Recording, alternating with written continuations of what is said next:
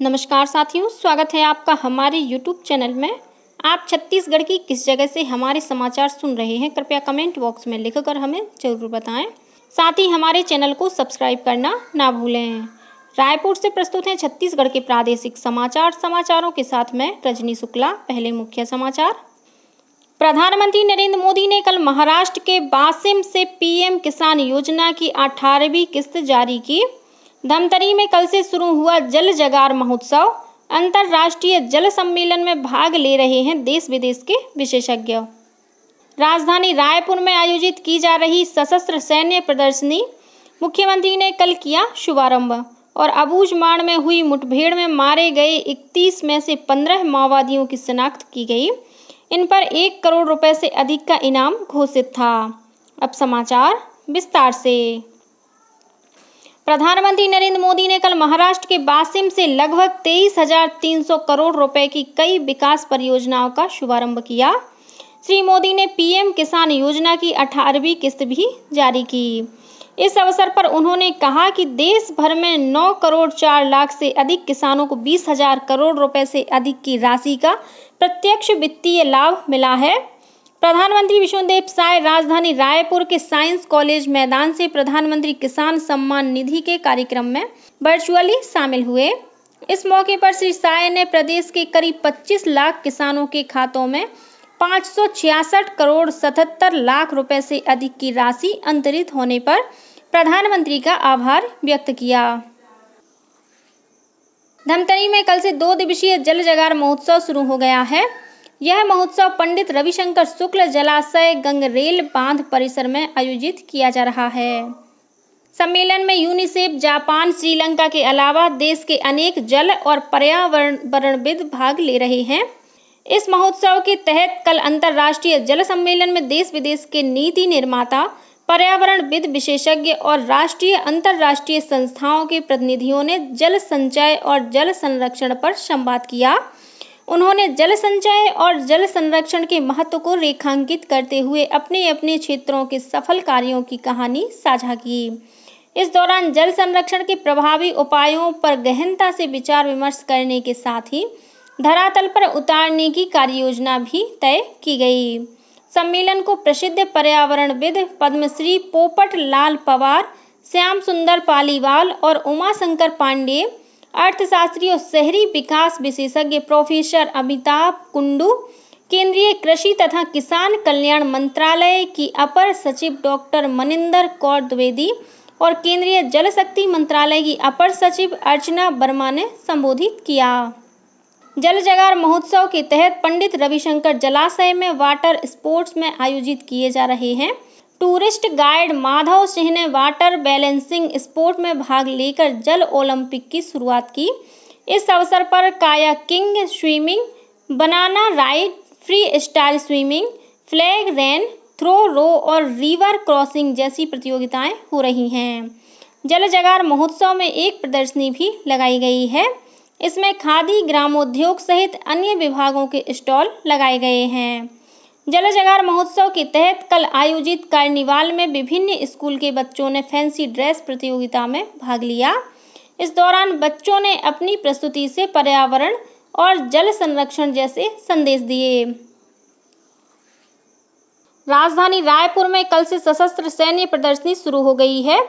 Science college मैदान में आयोजित इस प्रदर्शनी का शुभारंभ कल मुख्यमंत्री विष्णुदेव साय ने किया। भारतीय सेना द्वारा आयोजित इस सैन्य प्रदर्शनी में T-90 भीष्म टैंक, वायु रक्षा प्रणाली, लाइट फील्ड गन जैसे युद्ध के दौरान इस्तेमाल किए जाने वाले सेना के आधुनिक हथियार तथा उपकरण प्रदर्शित किए गए हैं।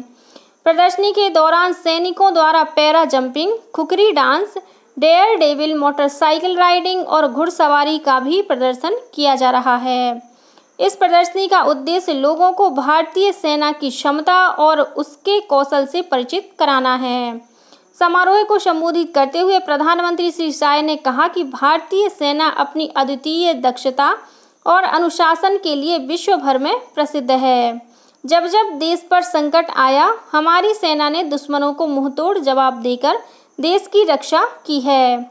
उन्होंने युवाओं से अग्निवीर के रूप में भर्ती होने की अपील की है। कार्यक्रम की अध्यक्षता विधानसभा अध्यक्ष डॉक्टर रमन सिंह ने की। इस अवसर पर उप मुख्यमंत्री विजय शर्मा, लेफ्टिनेंट जनरल पद्म सिंह शेखावत और ब्रिगेडियर अमन आनंद भी उपस्थित थे।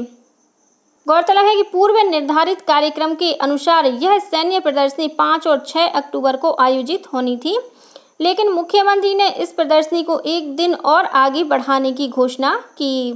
अब यह प्रदर्शनी 7 अक्टूबर तक चलेगी। यह प्रदर्शनी सुबह 8 बजे से 10 बजे तक और शाम 6 बजे से रात 8 बजे तक आम नागरिकों के लिए खुली रहेगी। उन्होंने यह भी कहा कि आने वाले साल में भी सशस्त्र सैन्य प्रदर्शनी का आयोजन किया जाएगा। छत्तीसगढ़ राज्य युवा आयोग के नए अध्यक्ष विश्व विजय सिंह तोमर ने कल रायपुर स्थित युवा आयोग कार्यालय में पदभार ग्रहण किया। इस अवसर पर उप मुख्यमंत्री विजय शर्मा के साथ ही मंत्री रामविचार नेताम, केदार कश्यप, टंकराम वर्मा और अन्य जनप्रतिनिधि उपस्थित थे। इस मौके पर श्री तोमर ने कहा कि छत्तीसगढ़ राज्य को विकसित बनाने में युवाओं की महत्वपूर्ण भूमिका रहेगी और वे इस उद्देश्य के लिए युवाओं की सहभागिता को सुनिश्चित करने के लिए काम करेंगे। नारायणपुर जिले में सुरक्षा बलों और माओवादियों के बीच शुक्रवार को हुई मुठभेड़ में मरने वाले माओवादियों की संख्या बढ़कर 31 हो गई है। मारे गए सभी माओवादियों के शव बरामद कर लिए गए हैं। कल शाम दंतेवाड़ा में हुई एक पत्रकार वार्ता में बस्तर रेंज के पुलिस महानिरीक्षक सुंदर राज पी ने बताया कि नारायणपुर दंतेवाड़ा की सीमा पर दक्षिण अबूझमाड़ इलाके में हुई मुठभेड़ में मारे गए 31 माओवादियों में से 15 की पहचान कर ली गई है। इन माओवादियों पर 1 करोड़ 30 लाख रुपए का इनाम घोषित था। आईजी ने बताया कि मारे गए माओवादियों में 13 महिला माओवादी भी शामिल हैं। घटनास्थल से LMG rifle, 4 AK-47, SLR, INSAS और कैलिबर राइफल के अलावा कई अन्य हथियार बरामद किए गए हैं। इस बीच मुख्यमंत्री विष्णुदेव साय ने मुठभेड़ को लेकर बीती रात उच्च स्तरीय बैठक ली। श्री साय ने माओवादियों के खिलाफ सफल ऑपरेशन पर सुरक्षा बलों के शौर्य और अदम्य साहस की सराहना करते हुए उन्हें बधाई दी। श्री साय ने पुलिस महानिदेशक को माओवाद के खिलाफ ढिलाई नहीं बरतने के निर्देश दिए। साथ ही उन्होंने जवानों के लिए जरूरी संसाधनों की व्यवस्था सुनिश्चित करने को कहा। मुख्यमंत्री ने बैठक में स्पष्ट कहा कि राज्य सरकार छत्तीसगढ़ को नक्सलवाद से मुक्त करने के लिए दृढ़ संकल्पित है। वहीं मुठभेड़ में घायल एक जवान को राजधानी रायपुर के एक निजी अस्पताल में भर्ती कराया गया है। उप मुख्यमंत्री और गृह मंत्री विजय शर्मा ने बीती देर रात अस्पताल पहुंचकर घायल जवान का हालचाल जाना। उधर केंद्रीय गृह मंत्री अमित शाह की अध्यक्षता में कल 7 अक्टूबर को नई दिल्ली में नक्सलवाद के मुद्दे को लेकर नक्सल प्रभावित राज्यों के मुख्यमंत्रियों और गृह मंत्रियों की उच्च स्तरीय बैठक प्रस्तावित है। इस बैठक में मुख्यमंत्री विष्णुदेव साय भी शामिल होंगे। बैठक में मुख्यमंत्री राज्य में माओवाद के खिलाफ चलाए जा रहे ऑपरेशन और नक्सल प्रभावित क्षेत्रों में चल रहे विकास कार्यों की जानकारी देंगे।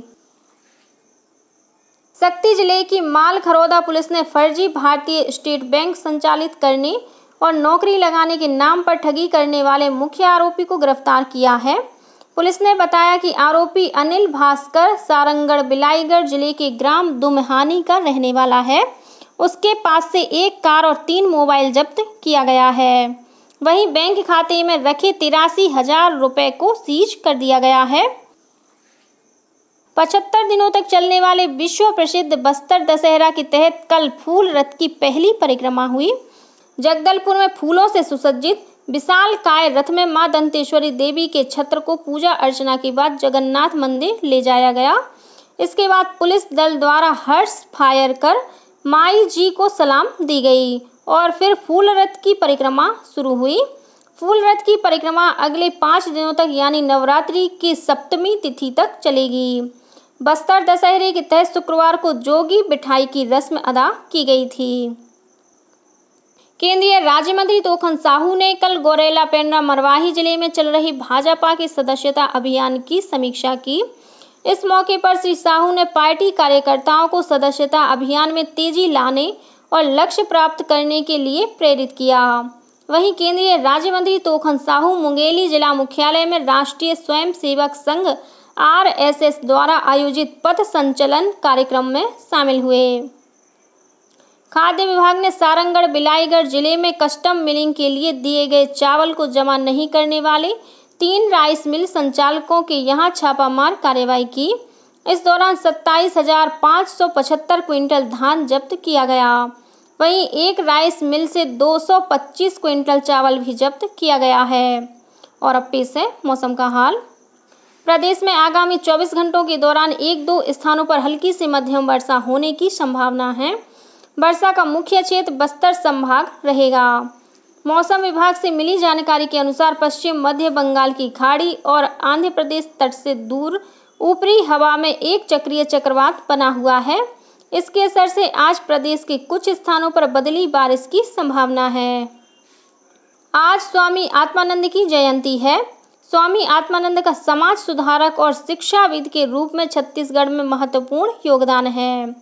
उन्होंने स्वामी रामकृष्ण परमहंस की भावधारा को छत्तीसगढ़ की धरा पर साकार किया और मानव सेवा एवं शिक्षा की अलख जगाई। स्वामी विवेकानंद के विचारों का उन पर गहरा असर रहा।